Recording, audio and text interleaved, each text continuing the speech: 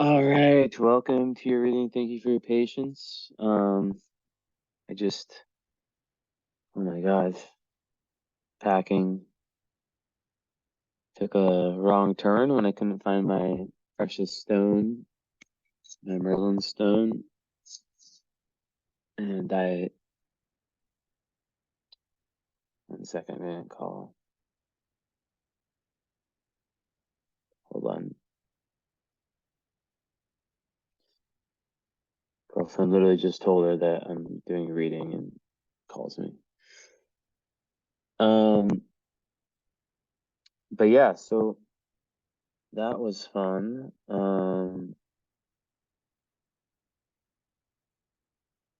But happy that I found it. It was like literally like imagine like you're packing all this stuff. You have two bags, well, four actually, four like two carry-ons and two checked ones, and literally like I looked everywhere, looked under the bed. I was like, where is it? It's like in this little tiny pouch, and I looked under the bed like several times, and then I was like, I looked from like this different angle, and there's like this kind of stand thing that's like holding up the bed, tiny thing, and it was there. Like, but I could only see it from like this one angle where my bag was, you know? So yeah, it's crazy. Each crazy. So let's go ahead and have this all set up, which it was. Where did it go? They say Mercury retrograde ended, but there you are. Okay, edit. PW. We don't use anything but initials. So let's go right ahead and share that screen. Okay, cool. So this is like the last reading. I'm just looking at my list really quick because I had like a bunch at the end of October. So this is the last one. Okay, so it's good that I'm doing this one. This is the last one that was like from like mid-October. Then I had like a huge break, and then I just got like a ton at the end of the month. So good timing.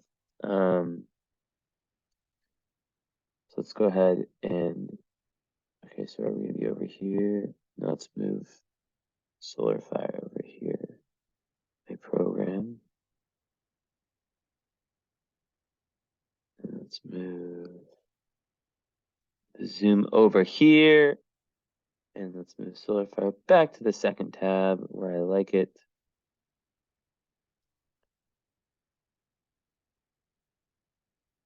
Okay.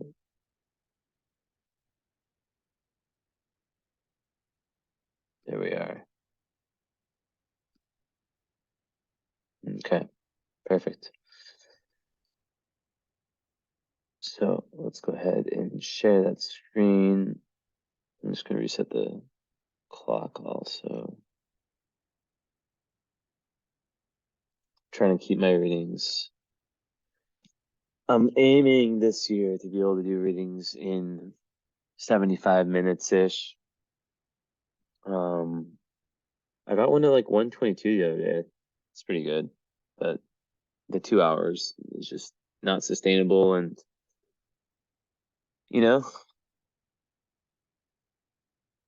gotta make adjustments while not sacrificing the quality. That is what I'm doing, and that is what I'm going to do. So, anyways, with this chart, we have a nice 0-degree Leo rising, and on top of that, we've got Mars rising, but it's in a different sign. It's at 29 Cancer. Interesting. 12th house. So two 0-degree planets. Ooh, 0-degree Cancer moon and Leo ascendant. And then your sun at 6 Taurus in the 10th house, 12th house moon in Cancer, man, is that psychic with the Mars there too. And the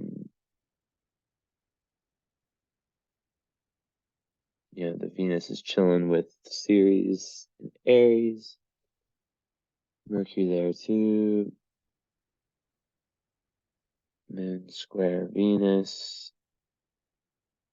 And Sun is unaspected. Is that the case? Double check that. My own eyes. It's pretty rare to have no major aspects of the Sun. Well, the Sun square Ascendant. That's an aspect. I mean, no luminaries, but that's still going to be a big theme. So we'll not go there with that one. And then Mercury is squaring Neptune, Uranus. Venus is chilling. And Mars is chilling. Okay. So how do we start off? And then North Node, of course, with the vertex. Wow. That is, one of the indicators of a super, super karmic lifetime. These are two of the most fated points in one's chart. So to have them together in Sag in the 5th house is a very clear indication that that energy is the direction you're moving. Coincidentally, it's conjunct my moon, very close to it. So, perhaps my sagginess appealed to you in some way. But I see this a lot with clients where there's some major karmic synchronicity of something that I either know really well or that's within me, a part of me. So I've lived it. But yeah, so let's kind of start there. I like to start from the big picture. Sometimes I have different styles. I switch it up. Sometimes I'll start with the sun, moon, all that, and work my way in. Sometimes I like to I always like to give little pieces here and there and connect everything. But build on the different concepts, the different connections I make. So right off the bat, your South Node is your karmic tendency, and it's in Gemini in the 11th house. And your North Node is your, karmically in this lifetime where you're trying to get to. And it's, in the 5th house in Sag, as I said. So because you have a fire rising, like I do, we're both Leo risings, in whole sign, you're going to have every planet or every point is going to be in, like every fire sign, right, is going to be in a fire house. So, all your Sag is in the 5th house of Leo, and the 9th house of Sagittarius, that's linked to Sagittarius, is with Aries, another fire sign. So, and it goes with with the same thing with the 11th house. Basically everything. Every single little what do you call it? Every sign is in a house that it works well with. So,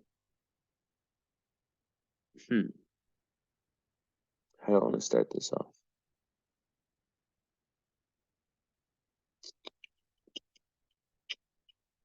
And the reason for that, I'll just explain it briefly, is because the 1st house is Aries, so it is fire. So the only people who have that kind of alignment are Sag, Leo, Aries risings.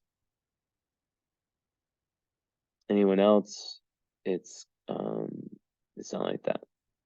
So basically, okay.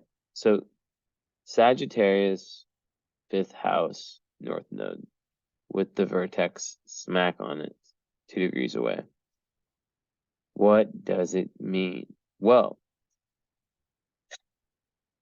with your south node being in Gemini, and the ruler of your south node being Mercury, which is in a very strong position because it's conjunct the midheaven, in Aries, we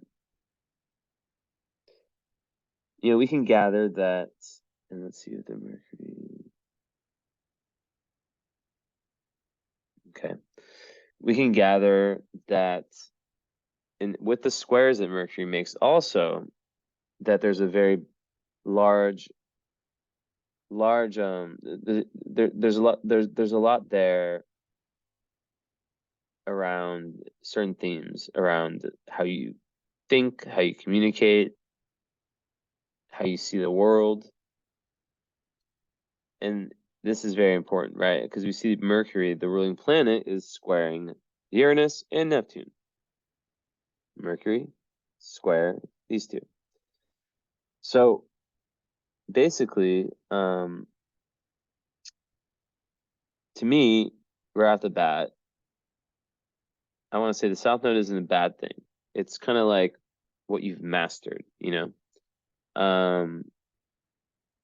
So if you've mastered the energy of Gemini, then there can be a little bit with the South Node of too much been there, done that, and almost overdoing. It's like when you beat a video game 100 times, and it's like it's really easy, but it's not really challenging, right? So with I'll flip back and forth between sharing my face and not. So with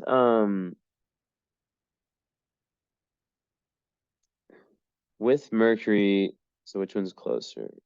So they're it's closer barely. I mean, they're to Neptune. So that square I know very well. I don't have it, but I know it very well. And what can happen when you have Mercury square Neptune is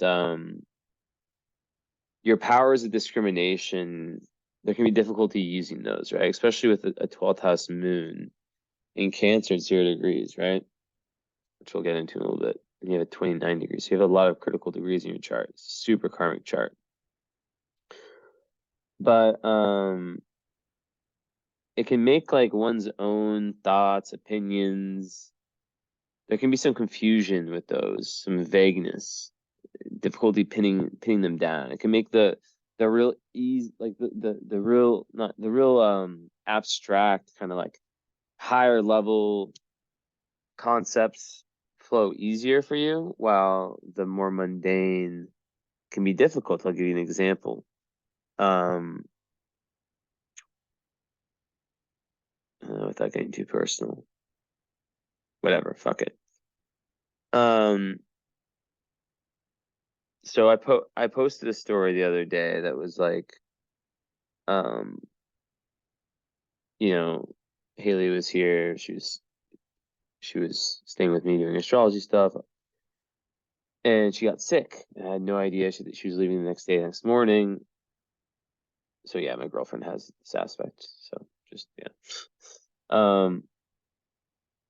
And I made a post that was literally just asking for people to send her healing powers. It's worked phenomenally for like it's amazing how it's crazy how I mean I don't abuse it, but just like how that's worked, whenever I've really needed to kind of call upon my followers and people who care to do a prayer. So it worked, right? Now in that message I wrote something along the lines of like, I want to, like, she's like amazing person, I want to take her everywhere with me, hashtag sibling, right? My girlfriend got super almost threatened, like she like took it and this is where the square comes in. She took it, and yeah, there's a language gap a little bit, but she's good. She's very, very good English. She sounds like she could have lived in the U.S. for the past 20 years. And she literally took it metaphoric or literally, instead of like seeing the fact that it was a metaphor. Like I said, hashtag sibling, right? Now, aside from that, there can be, paranoia. Um, I think it's like I'm, big into aspects, obviously, and I really do think that Mercury square Neptune can be very problematic, especially when it comes to like concentration, like the mind wandering, crazy good for like creativity, intuition, all that stuff, imagination. Um, but yeah, it can be difficult. And sometimes people who have it can stretch the truth a little bit, and they might not even be conscious of it. So yeah, it kind of makes you see like the world through the world through like a very different lens. And it can be like quite distorted, which can harm relationships, right? That just kind of give an example of misunderstandings, whether it's people misunderstanding you or um, you misunderstanding others. So yeah, it can really bring lots of confusion into close relationships. So there's a huge need to like really pin down you know communication at the most basic level, right? Keeping it simple. Because like I said, the higher level it's done quite well. But this is the thing is that um yeah, a lot of people who have this, they can be quite misunderstood and develop some kind of insecurities around the way they think and how they perceive others. So it's really also important with this to not do anything like lying, getting involved in anything that's like fraudulent, you know, also like abusing drugs and alcohol, these types of things, right? Um, and it's all related to your karma because then we have the Mercury square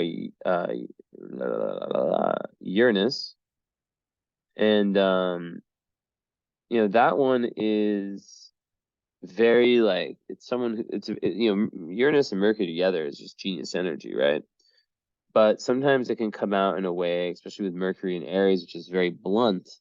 It can come out in a very explosive way, right?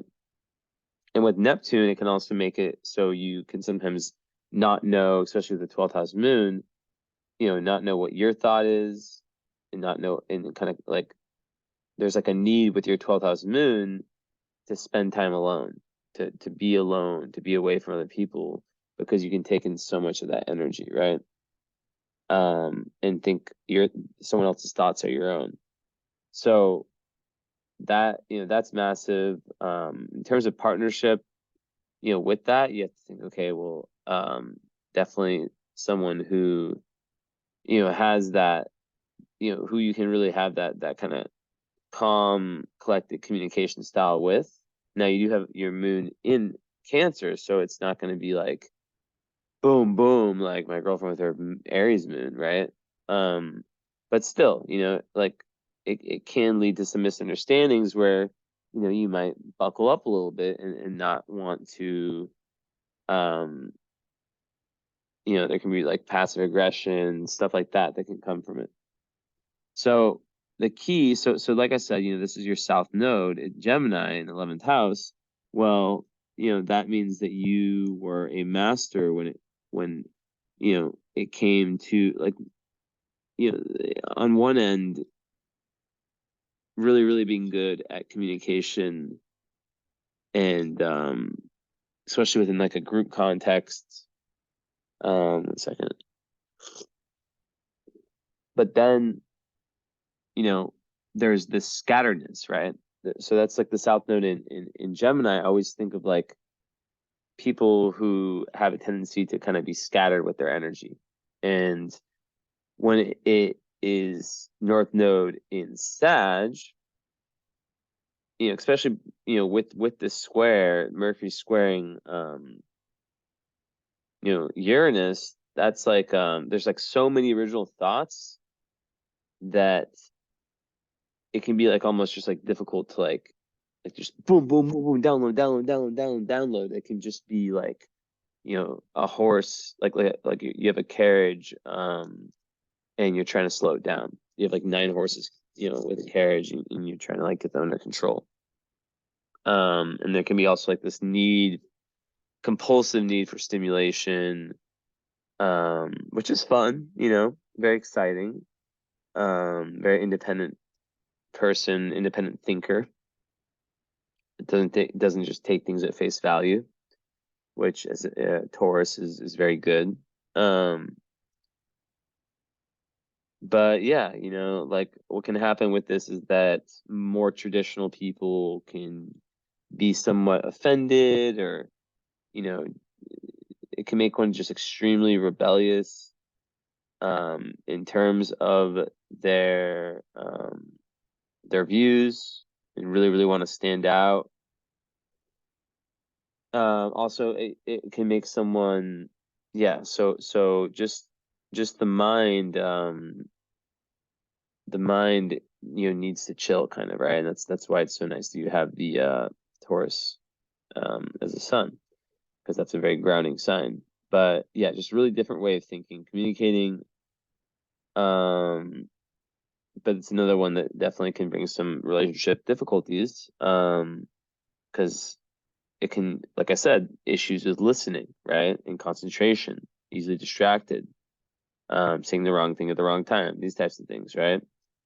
Um, so, but at a higher level, every square is meant to be transmuted into higher energy. So with Neptune here, it's asking you to kind of bring the spiritual mind and the kind of more logical mind together into one, right?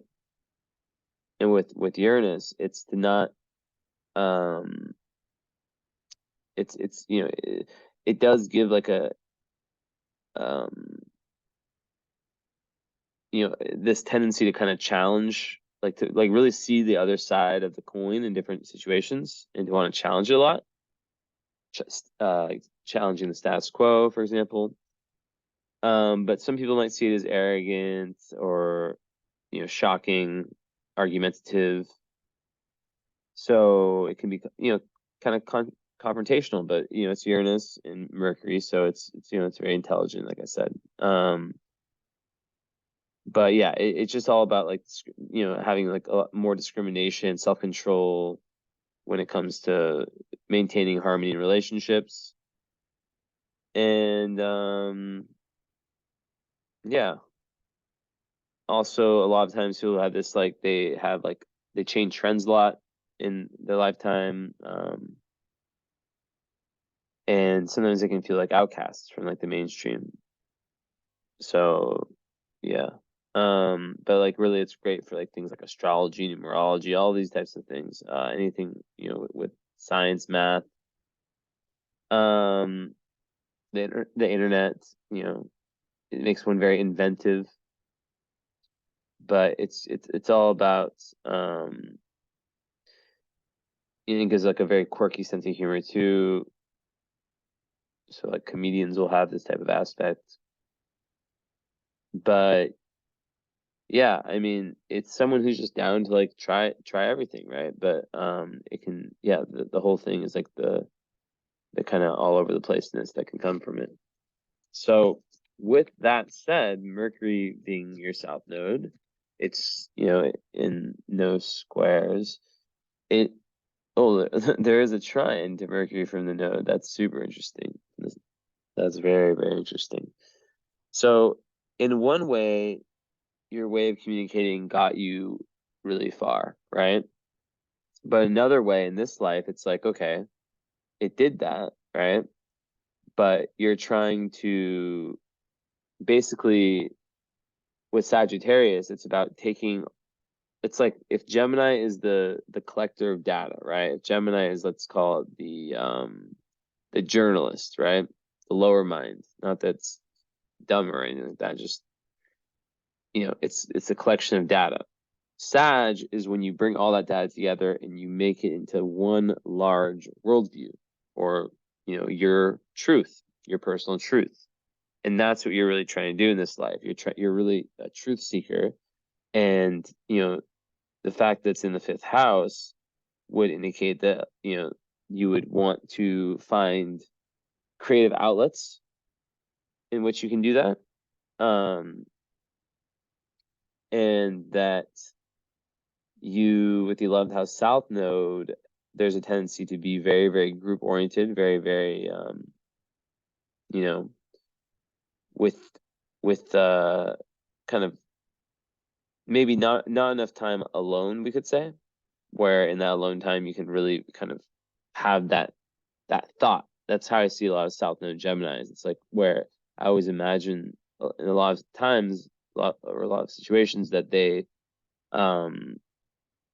you know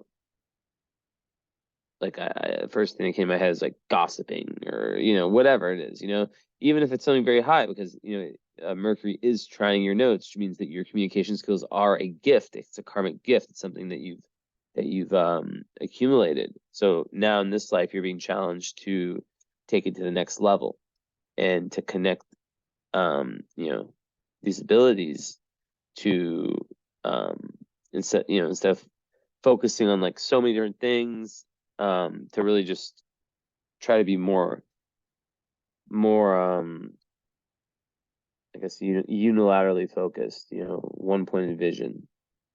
So and what can happen also with the 11th house south node is that the person can fill their life with all these like different people, activities. So yeah, there's a real need to develop a sense of direction and a higher vision that's really based on you, not really on the group. And yeah, creating your own destiny, really, ultimately. And kind of building like a creative life through your own self-discipline that really matches your true authentic self. And that's really the core of that axis, is like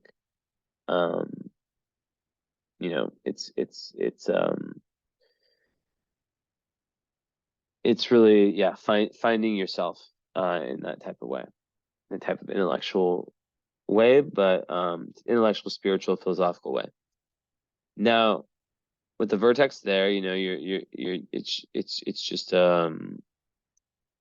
it's a aspect I see with people where God or the universe or whatever you want to call your higher self is like 1,000% like, this is where we shine. This is where we really need to.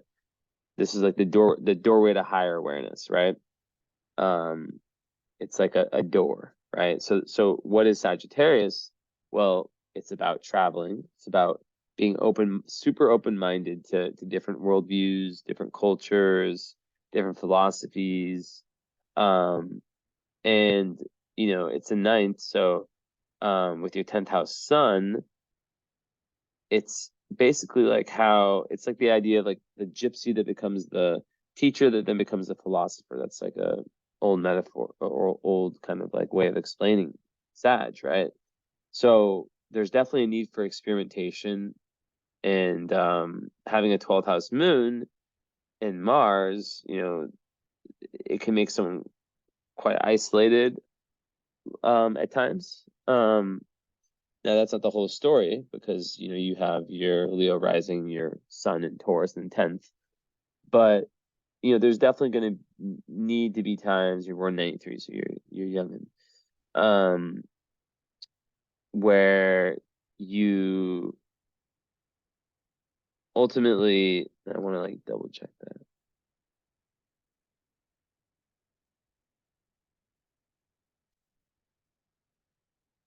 Okay, just to make sure.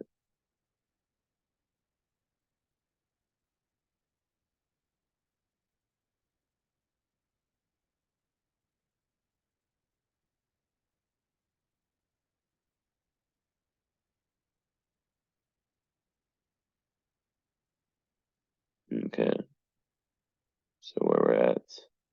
Just gonna text you doing it now.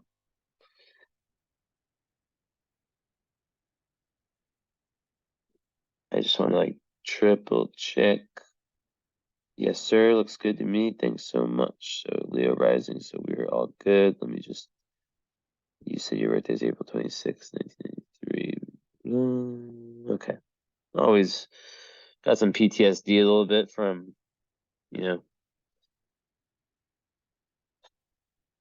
only happened a few times, but that's enough for me. Where, it's 11 instead of 11:48, it was 11:48, or PM, is it AM, or whatever it was. I forget if it's which one it was. I have to redo it. So yeah, basically that's a big part. Now, I look at the modalities, and what's interesting is that you don't have any mutable energy. It's a lot of cardinal, some fixed, and basically mutable energy is the go with the flow energy, right? And that's what your Sagittarius is very much about. Freedom. It's very much about go with the flow. So it might not come naturally, even though the South Node is still an immutable sign. Gemini, you don't have energies in this lifetime that really support that.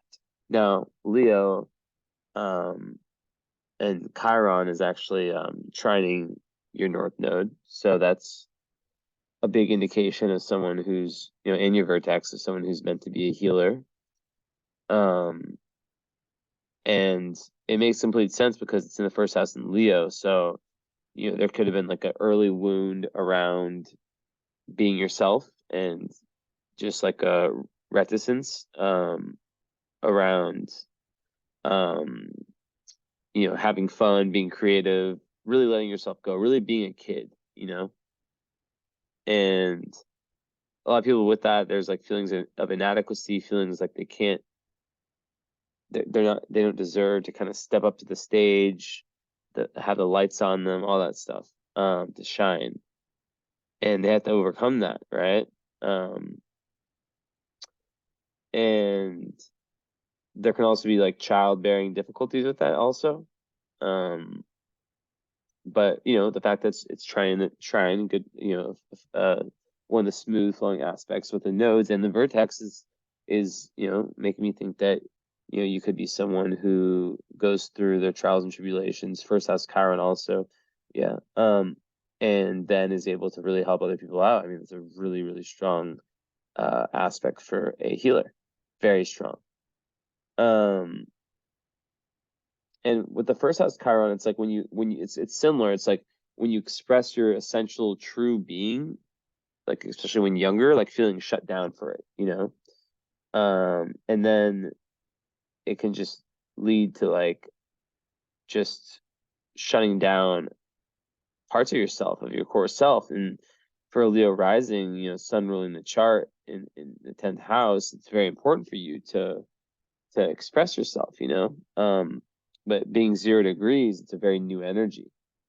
And it's the same with the Cancer moon, and with the Mars at 29 degrees in Cancer, and having Moon and Mars in the 12th. Although, like, with Mars, like literally like a degree from the ascendant, I take that as Mars rising, but I also understand that's a different sign, and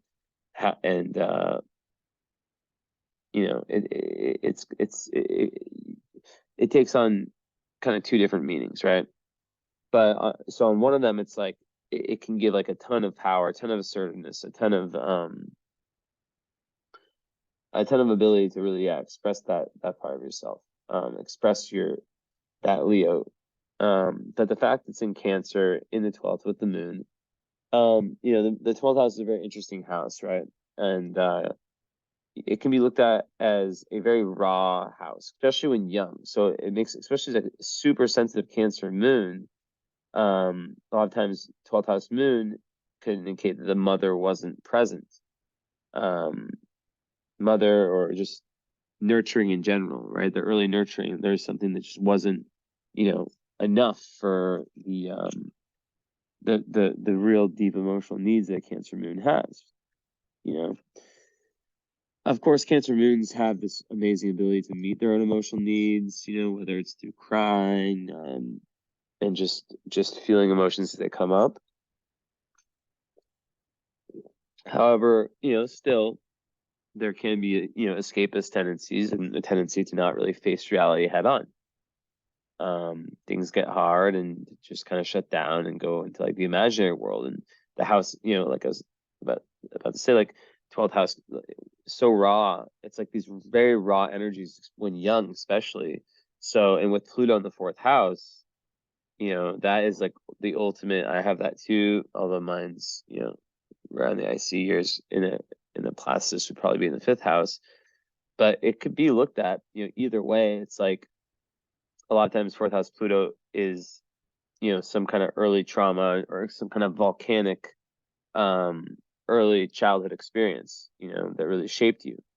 Now, and it can cause one to shut down. But if you look at it from a Placidus perspective, a lot of astrologers do Placidus, it would be in the fifth house, which is where your northern is. So it would literally be like speaking even further to this Leo rising, like need, like this real creative urge, this real like just explosive urge for you to create and to make something yours, like a real creative destiny that you feel within yourself, right, in this lifetime. So yeah. And the 12th house Mars is we're gonna have to talk about that in the follow-up because it's very interesting because it can be very it can shut down quite easily. And there can be like an eroded sense of personal power. And in Cancer, it can be frustrated in that position. 20 degrees is like the ultimate test, the ultimate karmic test of that energy. And there can be issues with family members, of course, with the moon in Cancer, there's a huge attachment to the family. But, ultimately, just maybe being very, very different from the parents is a potential. Now, the sun and moon have a nice little trine going on, Cancer Taurus. So usually when I see that, I'm like, okay, I don't like to like speak on the relationships that the two parents have, but I like to speak more on their overall messaging and overall worldviews being aligned with each other, but maybe not aligned with you, perhaps, right? So, yeah, just that's like the first kind of vibe I'm getting right from the get-go is just like this kind of need, this kind of like tendency or just karmic setup to have this difference between you and your authentic self and your early surroundings. Now Chiron, yeah, so yeah. Yeah, okay. So with that,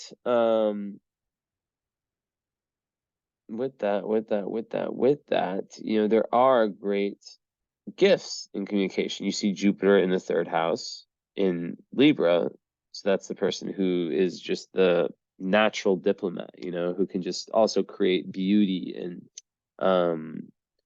Jupiter, third house, people are able to really express themselves in, whether it's written or spoken form. Also, or just thinking, it's great thinkers, great talkers, and they're always looking, for new ways to communicate and to learn and expand their mind, basically, which goes really well with your with your north node because it's close to a sextile. I mean, it's 8 degrees, so yeah, it's a sextile with your north node. So that's really good karma. And it definitely gives you Jupiter retrograde like this very like internally philosophical nature where you might not express it so much because maybe there's that guardedness that could have come up. But within yourself, always kind of questioning, right? And in Libra, there's that it's about justice, it's about the diplomat, the person who can bring people at ease, conflicting parties, bring them together, balance everything out. So that's a interesting addition to this whole Mercury stance that I'm taking. So yeah, really like kind of developing the higher mind is very obvious, and developing inner creativity.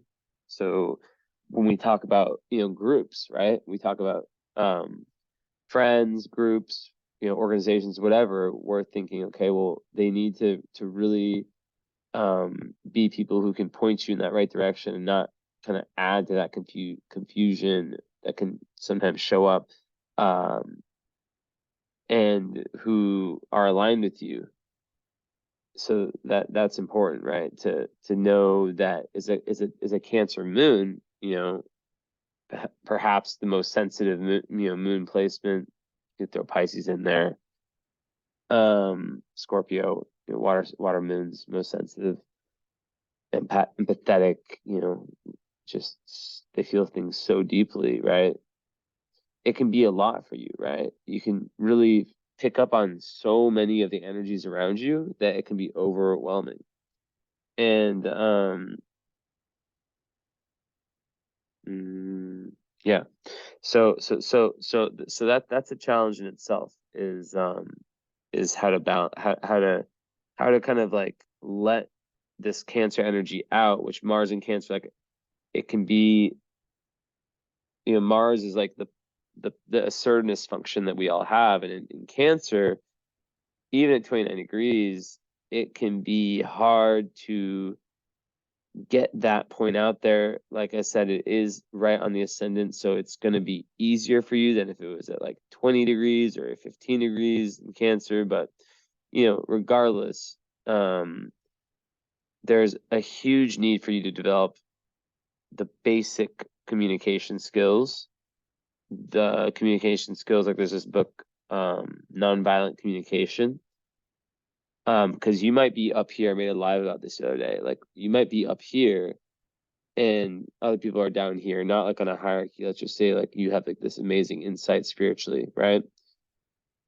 But we often forget how hard it is when we were like, like we forget how it was when we were here, and then when we were here, and then we get up here and other people are still here, we sound crazy to them, because it's like there's just such a gap. And learning to bridge that and reclaiming your power is massive. So when I speak about boundaries, I think, okay, well, if there is something like that going on in the family, there definitely is a need to make sure family, friends, but it's Cancer, so it's usually family, home oriented, to make sure that this energy is, that there's boundaries in place, with respect to your thoughts. So let's say, for example, you're an astrologer, you're aspiring astrologer, or numerologist, or whatever,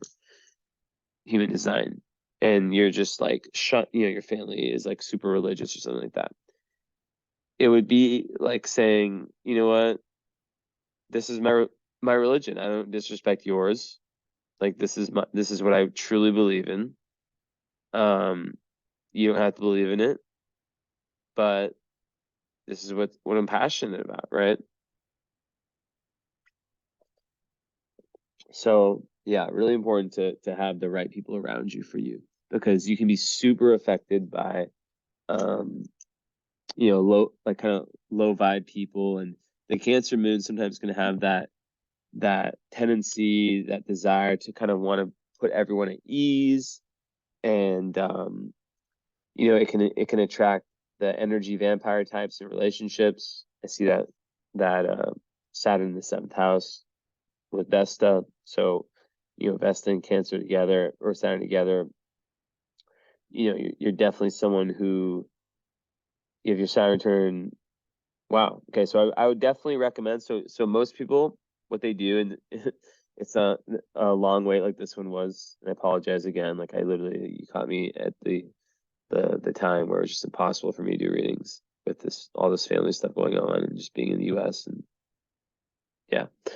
But basically what most people do is they get this reading and then they have the follow-up and then they add the current astrology reading, which is like where we go over all of your transits, the slow return, progressions, everything that is like kind of accounting to this year for you, right? And that's a live reading. We set up a time, we set up a date, and we meet live on Zoom. The first hour is the follow-up.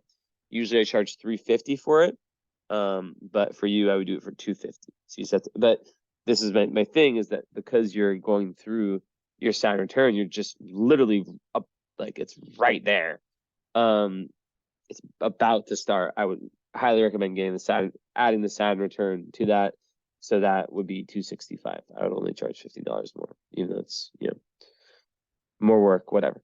So let me know about that because, your Saturn return is coming. It's huge, it's your Saturn's at 28 degrees Aquarius, and I believe what was it, like 16 or something right now. Let me see if I'm right.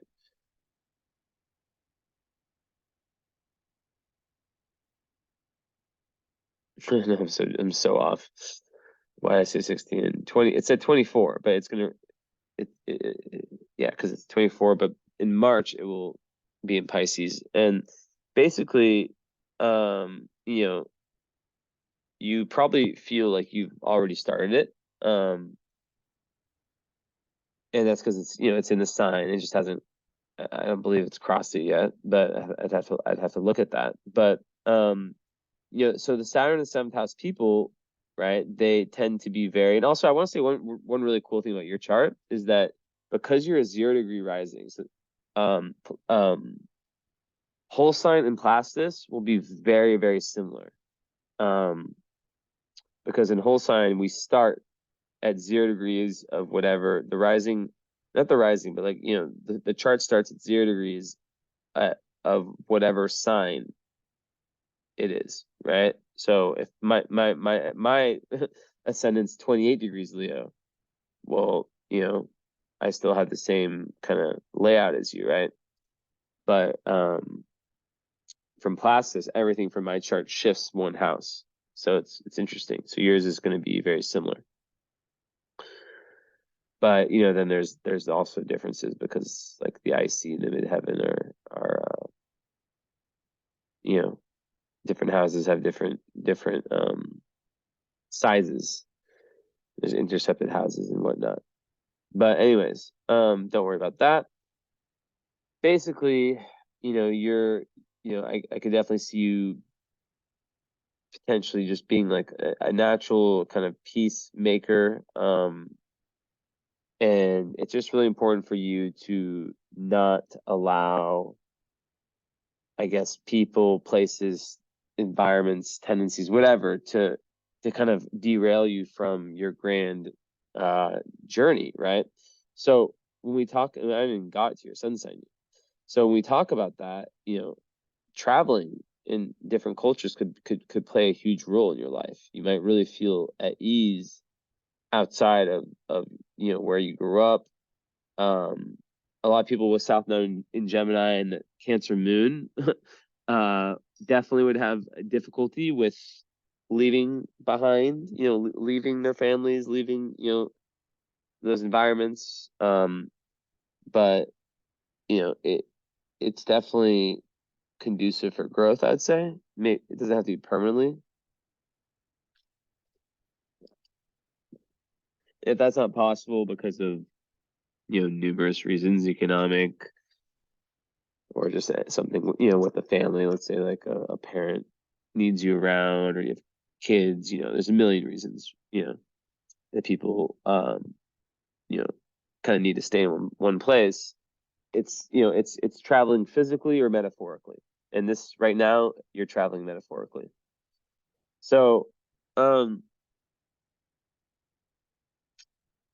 so yeah, reclaiming your own power is a huge theme. I'm seeing it all over. And one of the best ways for you to do that is through spirituality, right? It's through accessing your own emotions, which can be quite hidden with the 12th house moon. But you know, really, really getting down, and with the 4th house Pluto, really getting down to the nitty-gritty of what it was early on that kind of made things difficult. Now, with that said, I want to say that Jupiter is the one that's closest to your IC. So that, you know, is very interesting because on one end you have Pluto in the 4th in the whole sign, right? So that indicates, but you know, that would usually indicate difficulty growing up. But like with the Jupiter so close, Jupiter on the IC is one of the best placements. So it could be a little bit of both. Maybe a very pleasant childhood, just the differences that I outlined in some shape or form, right? But yeah, Jupiter, you know, I see people, they tend to like really have this amazing ability to, especially 12th house people, you know, I'm an 8th houser, so you're 12th houser, I'm an 8th houser, so we're close. You know, to really dive into this deep well of optimism during the darkest times and just find the light, you know. Very, like I said, innerly philosophical, and just like just that, and that's so linked to your karma, right? And that's such a beautiful placement, is because you want to just keep expanding, expanding, expanding, expanding, expanding, and the whole mantra of like, even if you've learned so much, like the attitude, like I know nothing, I can learn something from everyone, even if it's like, for example, like let's say you're super, I don't know, like I'm bringing, I just example. Let's say you're super into like liberal politics or some shit like that, or you know, or conservative, whatever. Or you know, anything, right? It would be like still, or like let's say you really dislike someone, right? Like someone who has a podcast or just some figure. It would be the ability to go and listen to that person and not get triggered, and or like, you know, like the conservative thing is a really good example, right? um to still to try to be very curious, like, okay, like, you know, why do they think this way, you know, why does half the country have this kind of way of seeing the world, you know, and you know, being able to kind of like go into it and put yourself in their shoes, and that's, you know, a lot of learning can come from that, you know. I actually did that myself, because I grew, and I'm not political, like I'm not like affiliated with any parties. I don't even live in the country, but you know, like I grew up in very liberal places, and I had that not like pushed on me, but it was kind of just like the status quo, you know, in Portland, Oregon, where I grew up, and you know, in San Francisco now, where mom lives, LA and Boulder. Those are like in Newport Beach. Those are like, well, I guess Newport's a little conservative, but whatever. I was there for like a year. But yeah, so just really challenging your ideas is very important, and always expanding. Now, I do definitely like the first house Chiron in the sense that once you're able to get past that child wound and learn to really go with that Leo rising, the 0 degrees makes it like it's a new energy, right? So it's like it is a little bit hard to shine, but once you get better at it and allowing yourself to be that Leo rising, Leo risings are there. Is the cool thing about Leo risings is that it's fixed fire. So fixed is, you know, it's fixed in its desires, right, and in its goals. And fire, you know, the issue with like Aries, for example, is they can just start things, start, and then just like not follow through. I don't know. I just thought Logan Paul is a good example of someone who, I don't know if you know anything about him, but you know, just double Aries who just will start this and start this and start this and start that, and you know, pretty reckless with things, and just get very, very passionate for like a little bit of time, and then just completely move on, you know. So with Leo though, there's a lot more determination, and there's a lot more of an ability to stay focused on something you really care about. Now, when we speak of, okay, what do you care? But like the thing is, like, so with Chiron in the first house, it's like, you know, first house Chiron people can be literally healing can be a huge part of their personality, a huge part of their being. So then we say, okay, so your chart's ruled by the sun. So you are like me, your chart is ruled by the sun, your Leo rising. your sun's in Taurus in the 10th house at 6 degrees. So that's very public, right? So you have a moon that's in the 12th that's very, very, very private. A need for quiet time, a need to kind of escape. Being by water is probably so soothing, baths, all that stuff, But then the Taurus sun, that's a very, in Taurus and Cancer, just by the way, like your sun, your moon, they go together extremely well. They're both very domestic signs, very nurturing, very loyal, very, very in this world, right? So of course, Taurus sun people can be stubborn and be afraid of taking risks, and it can also be like that for Cancer moon a little bit too.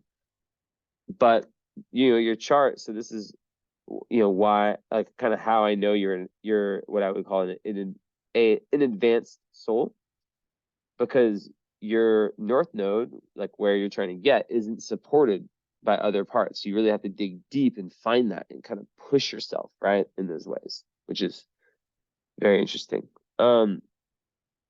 So with the sun where it is, 10th house sun in Taurus is like extremely good for success and money, and you have your part of fortune in Virgo in the 2nd house, so that would also support that. I need to look at like the asteroids and fixed stars to give more information, but we'll top this up in a little bit.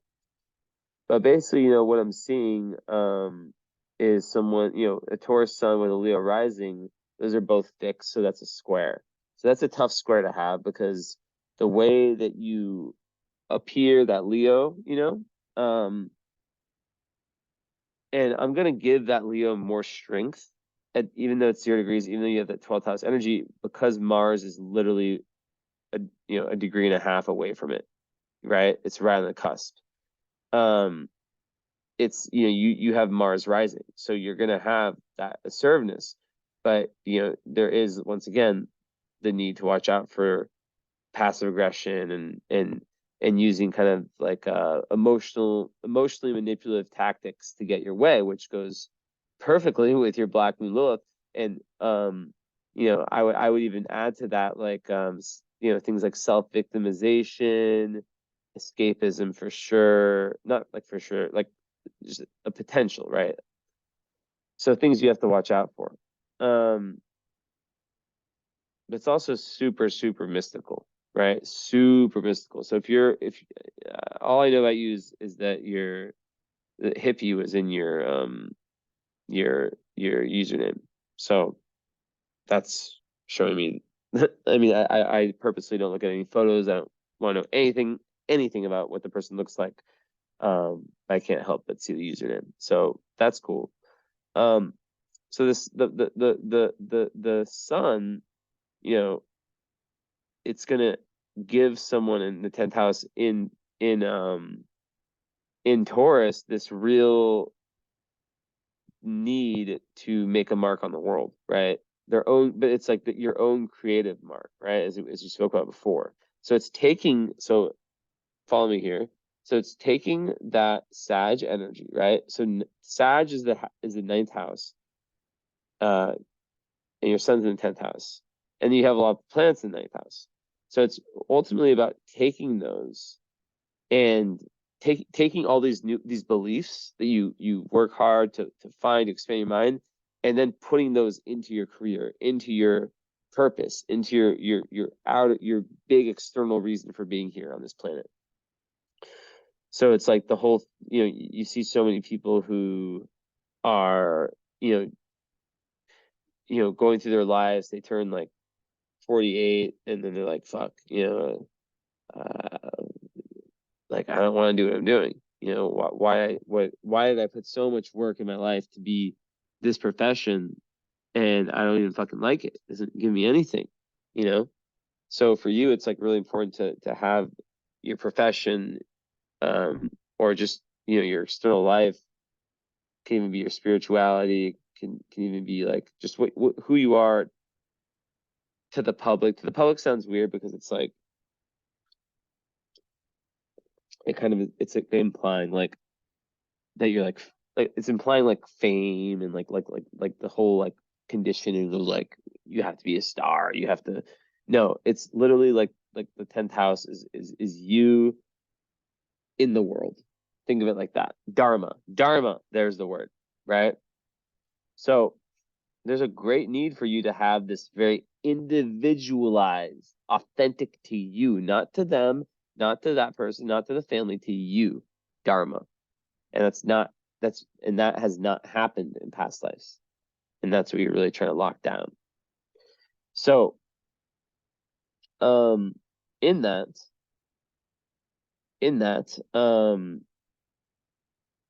going back to the square with the ascendant and the sun, as you see here, or I'm not even presenting it. Okay, I can go. No, I don't even care. But basically, with that square, the way that you present yourself, that Leo is very it creates lots of tension between the Taurus, right? The Leo is fire, it wants to go, right? It wants to go, it wants to just like whoo, it's the heart of the lion, right? But Taurus can be quite stubborn and it can be like held back. It can hold itself back. It can really just not want to take risks. It's like imagine the person who grows up in their in their city, and they have their friends from high school, and they have this this opportunity to go somewhere else and start anew, but there's a lot of risk there. You don't know if you're going to make friends, you don't know if you're going to you're going to miss your family, all that stuff. But like I'm not saying that you have to do that. I'm just saying that there is that that's the tension between Leo and Taurus, is that Leo wants to experience its fire, its action, and Taurus is cool with chilling and taking the more reliable course. So, to feed both, and then you add Cancer in there. Cancer is more like Taurus. So, there's definitely, and then the North Node is in fire also. So it's like, how can you do that, right? How can you, let's say an example of traveling, it would be like, if you, let's just say you were a traveler, right? You became like a backpacker or something like that. I don't know. You're like, I'm gonna take a year, I'm just gonna like travel, go to different places in the world. It would be about still keeping that home within yourself wherever you go, you but yeah, being a Taurus definitely helps give like a real groundedness, and in the 10th house it's very powerful for career. And um it is interesting because your midheaven is in Aries, and the midheaven in Aries can definitely make someone who is an entrepreneur, and then you have Mercury right on your midheaven, like I said. So Mercury is such a key planet for you, right? So that when you have a planet on an angle, especially the midheaven or ascendant, and you have two planets on angles, you have Mars on the ascendant and Mercury on the midheaven, it makes those planets very strong. So the Mars will be strong, even if it's in, Cancer, in a tough position. It's gonna be strong.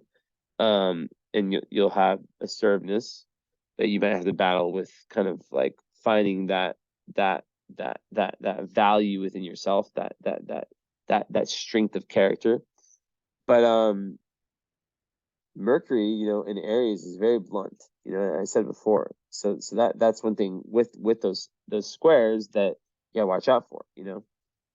So having like a very like speaking of love, like with your Juno, which is like your ideal mate, um, in Cancer in the 12th, having someone who might also be spiritual, or who's at least, very, who's at least, definitely very karmic, right? But, open-minded to that stuff, who at the very least doesn't shut you down from that, right? And really wanting like a very intuitive relationship, it's gonna be very fated. And of course, with the North Node vertex, fate's playing a huge role in your life. And in Cancer, it's just like really wanting that close emotional bond with your partner, just sharing everything, and just really, that person who understands all of your emotional needs and who can meet them. But ultimately, Cancer moons are the goal for them is to be able to meet their emotional needs for themselves, and they're usually quite good at doing that. I always give the example of like the Cancer moon, the Gemini moon, right? Let's say, and I say this, that they have everything's the same. They have the same thing that happens to them. Say it's like a mini trauma or something, like whatever, nothing crazy, but like something that's like, still impactful. The Gemini moon might not even like take it in until 7 or 8 months later, while the Cancer moon is just like crying about it, getting it all the energy out, just kind of how like a cat or a dog, like, like they shake it off. Animals like shake it off, it's like that. Yeah, definitely a huge nurturer, so you got to watch out for yeah, the energy vampires. And you also like breaking away from home can be difficult, and breaking away from the mother can be difficult. It can be a very strong bond there. And like I said, moon in the 12th house, like it's lots of people who have that are loners. They like being secluded to an extent. They sometimes, even when they're surrounded by people, unless these people really match their frequency, they feel like still lonely. So yeah, the secret is to really give yourself that alone time, rather than attempting to kind of overly kind of go over the top with seeking prominence in public life, even though like you have a 10th house sun. And yeah, it's just about really feeding both mouths, so it's not like you can't achieve fame or fortune or kill it in your career, your dharma. It simply means that you might be someone who prefers to work behind the scenes, and even maybe a career that requires some kind of seclusion, like an institution of some sort, so yeah. But yeah, the 10th house sun is like definitely like, you're here to really take a lot of this past life um you know energy and that Mercury, and turn it into a huge asset. So Mercury on the midheaven can make someone, and this is something I sense intuitively and that I saw in the chart, someone who can change careers, someone who can have two careers. They can have their passion. I say this in a good amount of readings that very, very multi-talented clients. But they could, let's say like you were like a lawyer and then you're really interested in numerology or astrology, which I offer classes for, by the way. Just FYI. So it would be about like being able to like work diligently to one day turn the passion into the moneymaker, or at least have it play a larger part in your life. So yeah, that's really awesome. And so next, let's see. I guess I could look at, so with the moon, there's no hard aspects that are really, really hard, but it does have the square with Venus and with Ceres. So Ceres, which one should I start with? Like, okay, so Moon and square Venus, typically there's difficulty expressing emotions in relationships, and so it's really about finding the right person, like feeling like you can't really relax or be yourself around your loved ones, also family, essentially. And yeah, so once you learn to really reveal your true feelings in a very loving manner, that's when relationships take off. And that goes right to your Saturn, which Saturn return. Vesta, Saturn conjunct in the 7th. And I'll go back to Mercury in a sec. But like, people who have that, typically they don't find their most meaningful, and it's better that way actually, until relationships until after the Saturn return. And the reason for that, and it's better. So it's better to not get married before, if nothing is impossible in astrology, right? But it just makes it a whole lot more difficult. So if you have a 7th house Saturn, you get married at like 25 or something, right? Saturn returns, and then it conjuncts. It enters your 7th house. And it's at 28 degrees. Your Saturn, right? So that would make your Saturn return period a time, or the time before that even. Saturn, when it enters your 7th house, a lot of times people break up. Lots of restraints come around the relationship. So that's why it's advised for people who have Saturn 7th house to kind of wait until after the Saturn return to really make those big commitments. And a lot of times fate, which obviously is playing a huge role in everything in your life. And yes, fate does play more of a role in certain charts than the others, for sure. In this manner, once it's past the, in March it'll be in your 8th house, then it's past the 7th house, and then it's a lot easier, right, from that point on to have these relationships. And then a lot of times people meet their partners during the Saturn return or around that time. It's interesting, but it can create lots of complications. And Vesta there, it can make one like very hardworking in relationships. Like they really want to work hard in relationships. And Saturn also. So yeah, it can be very frustrating. I know people with that who are very frustrated. Now, I want to get to some very psychic parts of your chart, but I mean, already Moon in the 12th house is just in Cancer is like very, very psychic. 0 degrees. I mean, come on. Like you just, and the Taurus can help you stay grounded, right? Meditate, all that. You can really, really tap in, especially with the Uranus and the Mercury. So you can get downloads, and it's just trusting your intuition. You have Pallas, Athena, which is like the third eye, right? It's another, you have it in Pisces, of course, in the 8th house. So that's just like mega, mega, mega, mega, mega third eye energy. Psychic abilities, strong intuition, really able to dive into the mysteries of life, the occult, the esoteric. So yeah, just having that natural kind of creative ability and imaginative ability, and also a very meditative mind, that can really be merged with the universe, and someone who can heal people through their words, back to Mercury, words.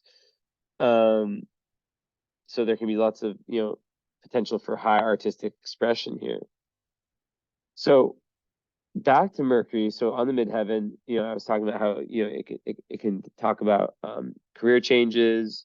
It can talk about, wanting to be your own boss, but also, Mars on the midheaven it can create salesmen, it can create saleswoman, it can create someone who talks for a living in some way, or who writes, or who does something related to the mind, communication for a living.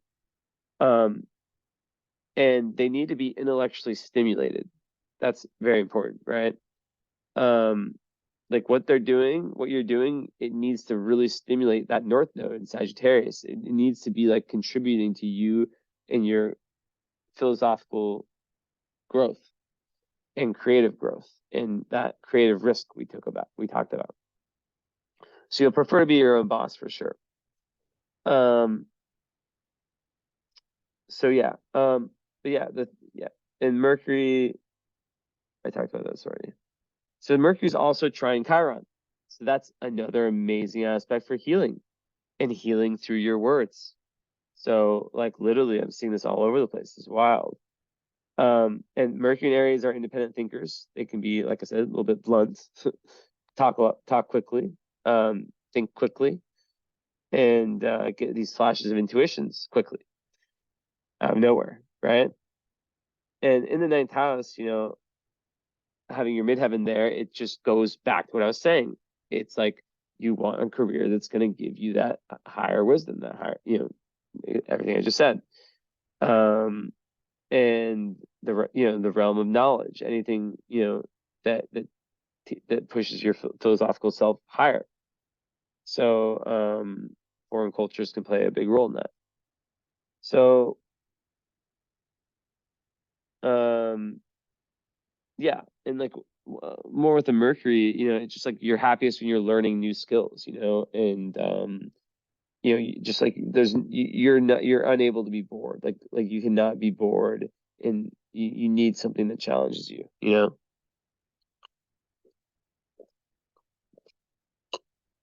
Also, yeah, I talked about the job changes. Um, yeah, you can get like it's really important to find the right career.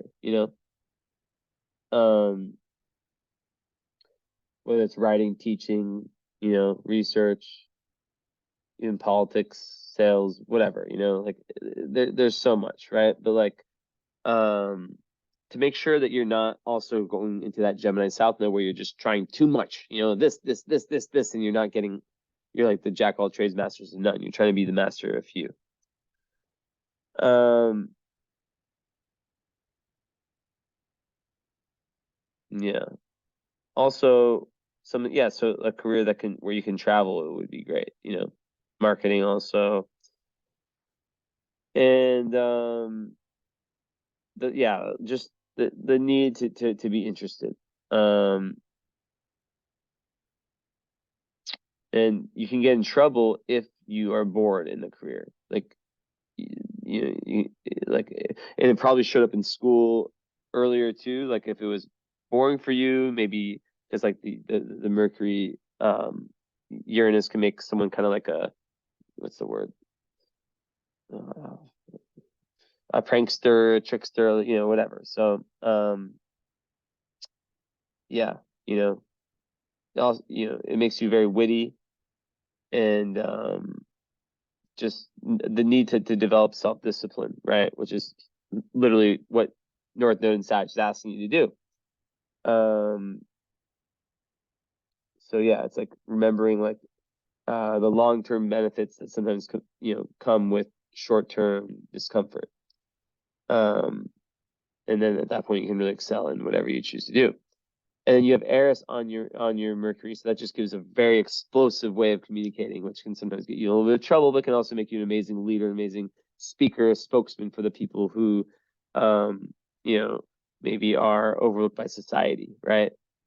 Um, so then you got Ceres and Venus together. That's very in Aries. So that's very interesting. So Venus and Ceres, wow, they're separated by 1 degree. Ceres is like a second moon, but not as powerful. So it's like an emotion. It's like how you nurture, how you feel nurtured, right? So in Aries, it's like you feel nurtured when you're adventurous, when you're independent. It goes really well with it. It trines your ascendant, right? So it's very good for that part of you, right? And it's good for the North Node part. And basically, it's like when you feel nurtured when you're allowed to be independent, when you're allowed to be pioneering, and just be like kind of be the captain to your own ship. And it's also shown by the sixth house Uranus, right? Which is I have that, right? You see me doing readings super late, doing very unconventional kind of work. So it could and then Neptune in the sixth house too could be very good for spiritual work, but it can also make like very mundane work like almost impossible to do. So if that's been a struggle for you, just know that's in your chart, right? It's in your chart. Um, so yeah. So yeah, with the series, yeah, in Aries, it's definitely someone who is the ninth house. So once again, you nurture yourself like by that traveling, all this once again the Sagittarius stuff. Again, the knowledge of the world, truth, um, travel, study, foreign cultures, philosophy, all that stuff. Um, and you can nurture others by sharing or teaching your knowledge. But the thing is to not push it down people's throat. That's kind of the low energy of Sag, but yeah. And then in Aries, like I said, you are really good at giving people, or you're able to to feel cared for when people allow you to be independent, and then you also believe that the best way to do things is to allow other people to be themselves, right? And you'll absolutely feel horrible if you feel caged in a relationship or in a work situation, a life situation, and you'll really just be like, I need to do something about it. And that's where you have to watch out for that 12th house, which can be a mega strength, but can also be escapist and self-delusion and tricking yourself. So yeah, so with the conjunction, it just gives someone the ability to, so even though it's in Aries, which Venus in Aries is a tough placement, right? It's in detriment because it's in its best position in Taurus and Libra, so in Aries opposite side of Libra. So um it can make even it can make someone like, regardless of gender, like a go-getter when it comes to love. But with Ceres, it kind of saves it a little bit in the sense that um the ability to express love and affection is really in sync with your Ceres nurturing nature. um Basically, you're able to really share lots of love and compassion in a relationship, um and peace, beauty, love, tranquility, all that stuff can feature a lot in your life, right? Especially when you're on that Sagittarius journey, adventurous journey. um but once again, you have to make sure you're not giving away more than you're receiving. Boundaries. Because you have so much compassion with that Cancer moon, with all these placements, um that yeah, it can be a tendency to like in love, for example, like see the potential and go for the potential as opposed to what's really there. um so yeah.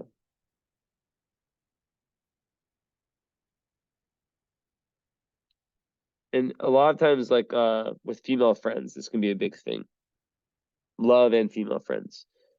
But yeah, it definitely makes it's a social gatherings, stuff like that, right? They have like a nurturing effect to the soul typically, even though you have a 12th house kind of introvert nature. It's about finding balance between those two. Now, 12th house moon in Cancer is someone who's really here to um dig deep, and to really like get to the bottom of their emotions and to really be vulnerable. And you know it might not be to everyone, it might be more hidden. You might hide your emotions. Um and the thing with Cancer moon is that if they get hurt once, they can have this tendency to crawl in their shell, like the crab that crawls in the shell and doesn't want to trust again. So you got to watch out for that. But it's a beautiful moon sign and super esoteric and psychic in the 12th house, as I said many times. I'll keep saying it. um but yeah, I mean, having your midheaven also, I just trining midheaven and Mercury trining Chiron, like midheaven career, like you are like quite literally meant to be a healer. I mean, there's a million different potentials for you, but like even if you're like doing something completely different, like you are a healer, you know. And I do believe that your chart is the chart of someone who's meant to do some type of healing work in some respect at some point in time. Um, and yeah, that Jupiter IC can definitely help people too, because you can really pull from that well of optimism. And being a 12th house person, like I said, there is usually that seclusion, and it's during those times that you're able to really recharge. So when you're around people too much, even though you enjoy it, there's a need to kind of pull back and like have that alone time. So to have partners that understand that need is important, because with the Aries Venus, it can make you really attracted to the kind of more go-getter types. Ninth house, maybe people from different cultures, right? So they need to also have that empathetic kind of grounding side to them. So then, okay, your seventh house ruled by Aquarius, by Uranus, so you'll prefer more unconventional relationships, but also relationships that are very karmic and that are really helping you individualize. So yeah, really important. And yeah, so Vesta and Saturn, like they're similar. So it's interesting that they're together. But it just together makes a great leader, right? And seventh house could also be clients, So um, it can make someone who can build a team of workers that almost have with your Cancer moon have like a family feel to them, right? Someone who can move mountains when they believe in something without Leo rising. But then if you're not really super committed, you can kind of, like I said before, move on fast.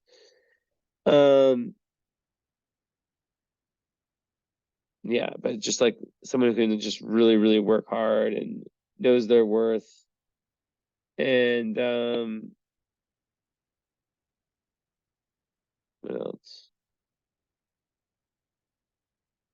Yeah, just like understanding the importance of hard work, and someone who's happy to do that work,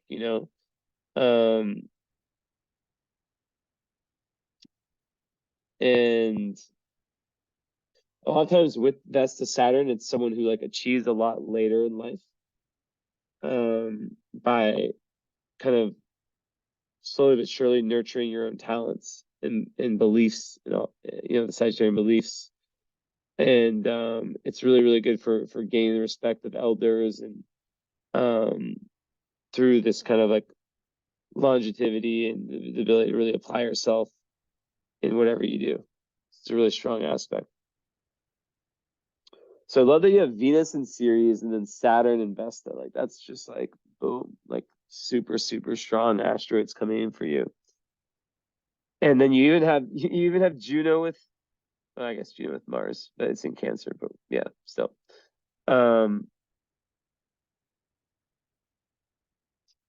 But they're 9 degrees, so yeah, separated. So aside from that, let's see.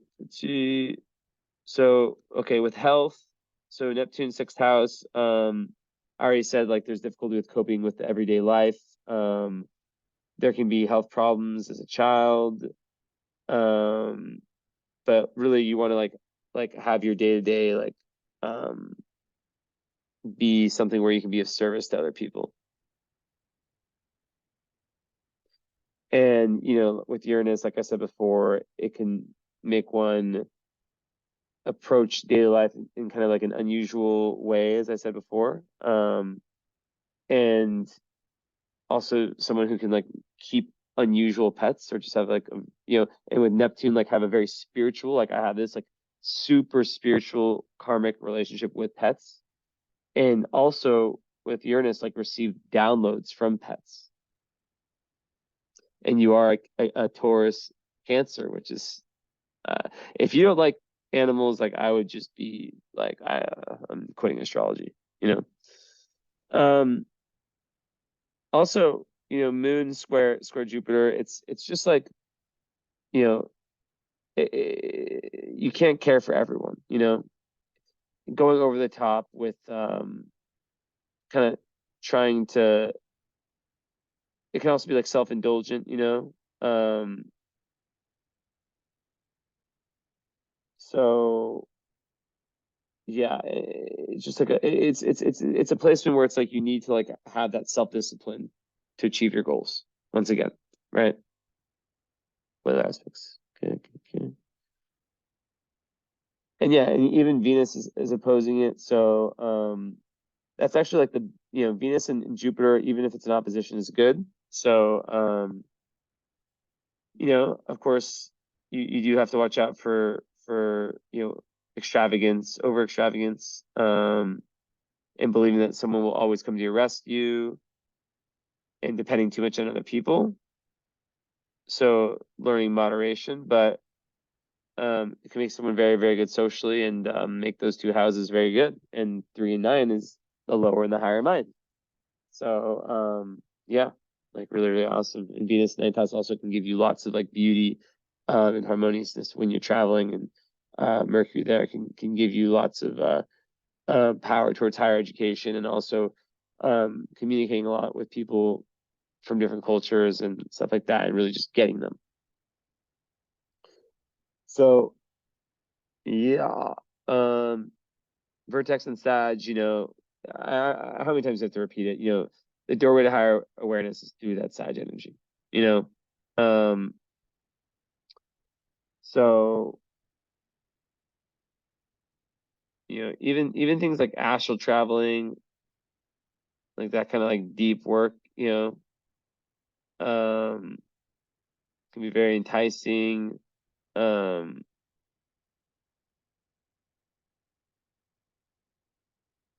so yeah, just like the worldview, like improving your like increasing your worldview all the time, and get and yeah, it's really important. So just yeah, the traveler of the zodiac. And it almost makes it necessary to like travel and to experience different cultures, because it's like the doorway to other realities. That's the vertex, right? So yeah.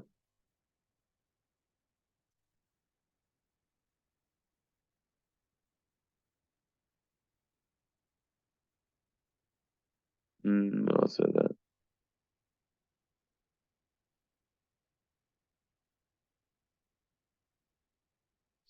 So a lot of people who have that, they had like a destiny connected to someone who's from, a different culture.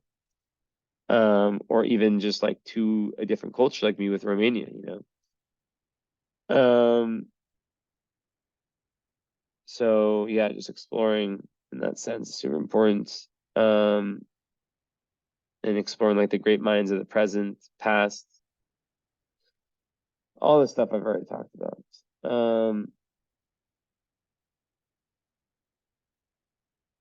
So yeah, and you'll be drawn to people who, inspire you to kind of explore further, and help you kind of like go on an adventurous streak. And it could also be like enjoying the mental expression as much as the physical, or even more. So yeah, that's huge. And yeah. So when you're going through crisis times, people who have Sag energy, or just like Jupiter strong in their chart, can be the people who save you and guide you. Whether it could be like teachers that you meet, which is funny because I'm like I don't know if I'm doing that for you right now, but I am like like 100 out of 10 Jupiterian. I'm a Sag Pisces square Jupiter. Like it's ridiculous. So maybe like this is a big time for you. It's your Saturn return, so maybe this reading will be very. I hope it's important for you. I hope it helps. And yeah. Um. Okay, so we talk about that. I talked about that already. Also, with fourth house Pluto, like a lot of times people who have that, they can feel like they need to. I have it, so like it's like they need to really unearth the shit from their childhood in order to really fully reach their goals career wise, if that makes sense. Um, yeah, yeah. And it is in a beautiful, wait, hold up. Yeah, it's in a nice trine with Mars. So Mars and Pluto together is the ultimate leader power energy, but it's not like it's just a very high energy level. So working out, physical fitness, all that stuff is very important. Um, and someone who's like a leader who can just like call out the wrongs they see around them in the world, right? So it's beautiful. So now where am I at time wise? 1:30, god damn it. Well, close to done. And I take back my goddamn it. I don't like seeing that. Just a habit. So Black and Lilith and Pisces, I already talked about it a little bit. Basically, you know, um there's that the it's kind of the dark side of your personality, your lowest vibe. It's like escapism, you know, not accepting the or not fully accepting the emotional side of your nature, um, shying away from deep connections with people. Um, so yeah. Um, it is definitely someone who also get a chewing tobacco, not the gross kind that they have in the US, but I'm gonna give myself this honor.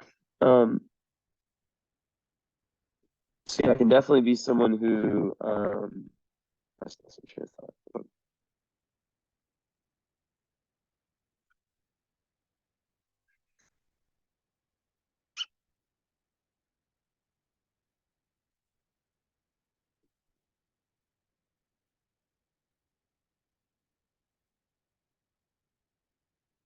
So yeah, someone who can kind of fool themselves and fall into that like that hole of just like being a loner, being too alone, being too just like I'm not going. And because you lack the mutable, that's a massive challenge. You know, you don't have any Gemini, any Sag, you know, you have like I'm talking like planets, you know, Pisces or Virgo. So like in terms of like personal planets. So to find that go with the flow energy is what's really going to be important, and it's hard for Taurus, Cancer. My dad has the same sun and moon as you, by the way. It's funny, and he also has a fire ascendant. He's a Sag rising, so similar energy to my dad. Interesting, and he traveled a lot in his life, but you know he had Sag rising. You have Leo rising, but you know you have so much Sag, so maybe you're similar to my dad. Who knows? Some ways, but yeah, just like getting past the stubbornness is so massive that comes with Taurus. So I want to open one thing up real quick. What time is it here? Okay, good. I have like my flight tomorrow, but like I don't know. I'm always like, why would I sleep a lot before a fight? I probably still, as long as I get like 6, I'm good.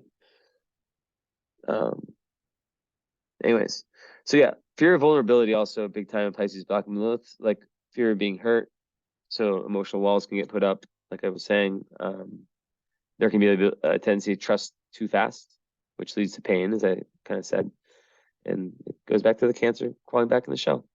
So it's like healing really comes from relying on intuition and gut feeling, you know, really trusting that you have that. You have that with the house in Pisces on who to trust.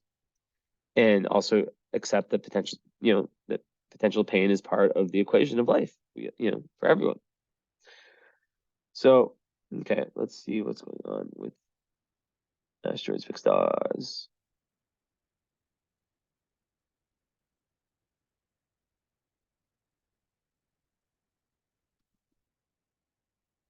I have to stare at the computer. It's a bunch that pop up. Wow, look at you. That's so beautiful. So you have one of my favorite, maybe my second favorite asteroid, Amor, on your fucking moon. So this is super significant. Um, Also, you have Atlantis on your moon. Maybe you have a connection to Atlantis. But Amor is literally like, as a Cancer moon, you're probably the biggest like sweetheart ever. Um, Amor is like, think of it as like unconditional love. That's how I think of it, right? Like the purest kind of unattached love. Um, just for like humankind as a whole. It's very spiritual, very compassionate, and yeah, just unconditional love. So you have that within you. It's beautiful. Um, there's also on a material level an association with money there, right? Um, so that's that. Also, with Black Moon in the eighth, though, you do have to watch out for you have to really spiritually protect yourself and know that let's say you do become like you were like a big spiritual creator and you had that placement, I would tell you to like that people could like become very easily jealous of your spirituality. Um, because you're a very, yeah, very sensitive soul. Um, and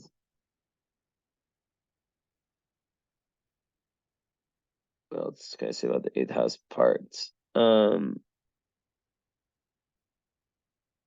I mean, it adds like a Scorpio vibe to it, so it's like just not yeah, just eighth house is like sexuality, death, death, rebirth, transformation, death, things like that, the esoteric. So it could be eighth house Black Moon Lilith can sometimes attract the darker elements of society. Whether it's like, you know, the like a partner that like has a gambling addiction or drinking addiction or something like that.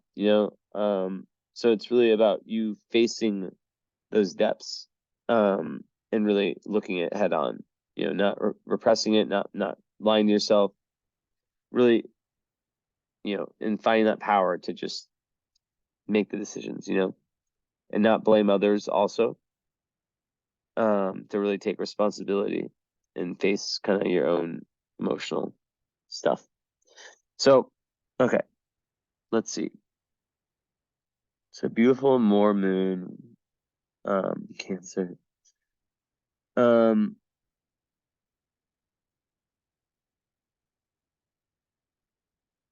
mhm.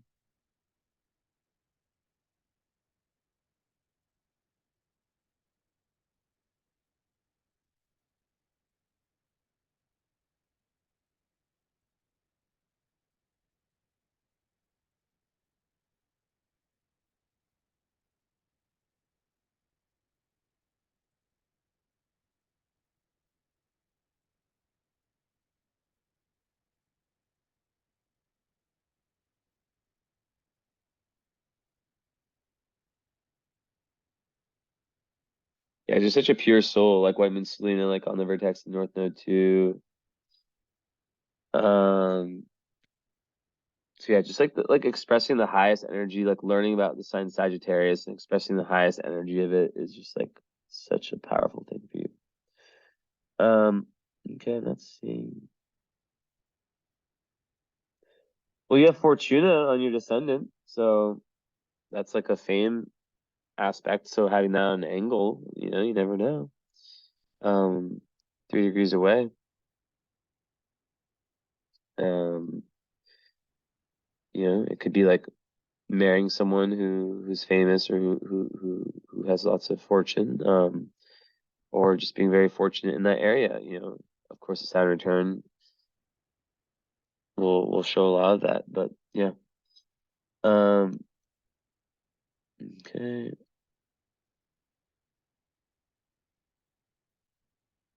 And your palace is right on Fomalhaut, so you really have this amazing creative, like just like divine imagination and creativity. It's incredible. Industrial. Mm. Ooh, look at you. Look at you. You have the fucking asteroid of astrology, Urania, on your midheaven, right on it. So it's like astrology, anything with the cosmos, even astronomy.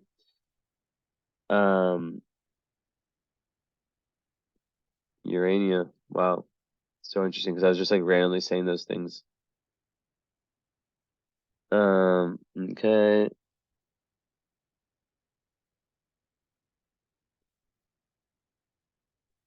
So then we'll end by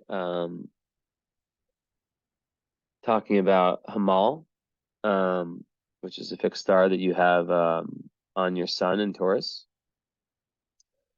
And Hamal is it's definitely it's a difficult one. So it's kind of like a unfortunate Mars Saturn combo, but really, you just have to watch out for like bad associates. And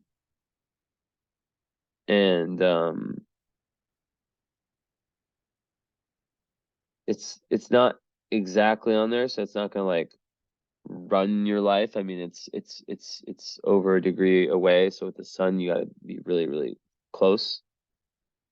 But it can make one, you know, a little bit dominant, or like overly risk taking. But like a lot of the other parts of your chart kind of push that away. So yeah, just really watching out for like those kind of like low vibe people, it can make someone like headstrong and aggressive, but very, very good leaders, and that's kind of how I see it in your chart with everything else. Now, I want to look at one thing before I end.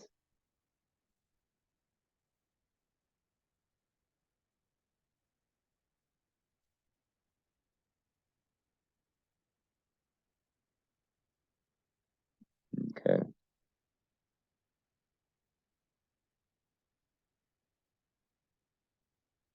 Right here.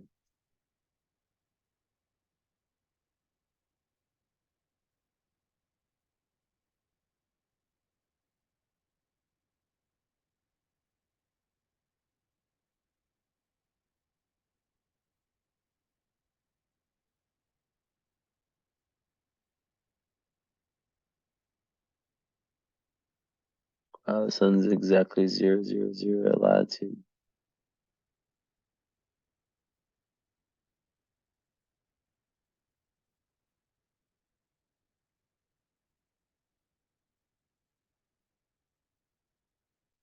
So Mars and Mercury are contra-parallel.